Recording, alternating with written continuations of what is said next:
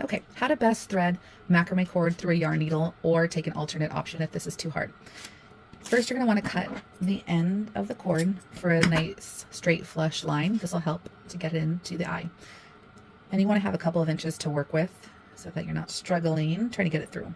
So I thread the needle under a few rows. I hold the end of the color cord as close as I can to the end of my fingers, and I kind of fan it through slowly.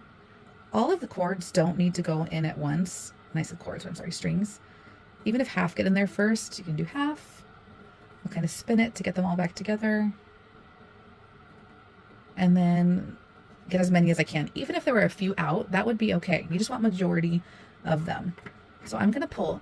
Most of the time, you can pull this out no problem without any help. But if someone has tied these really tight, it can be a little bit difficult. So I like to use pliers to help me pull that yarn needle out.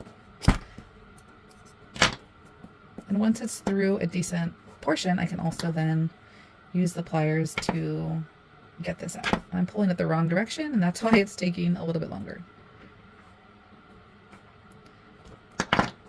This actually was a little bit more challenging for me than usually, but this is also a good example of what an attendee might experience. So just let them know that it's normal. Sometimes it takes a little while to pull out. Okay, so there's a few strands left there. No problem, we'll cut those off later. So they want to pull nice and tight. Use fingernails to kind of straighten that out.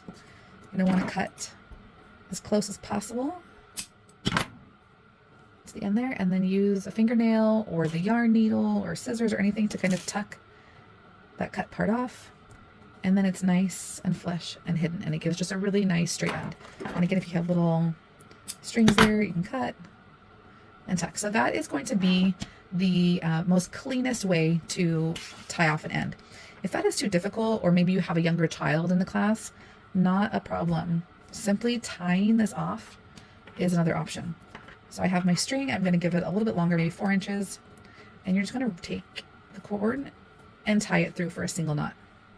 Tie it tight, looks like that. And you're going to cut as close as possible. And leave that little nub there. I mean, you can kind of hide it, but because there's not as many cords to hold it in, you don't want to risk pushing it out. So I'll just leave it like that, and then I take note of that. So when it's time to glue your rainbow later, I'm going to arch my rainbow in a way where that little extra area is in the middle for where I'm going to glue. So when I glue, I'm covering it, and it'll be hidden. So that is the much quicker way to do it, but sometimes people do like to take the more challenging route and use the yarn needle. So it's completely up to your guess.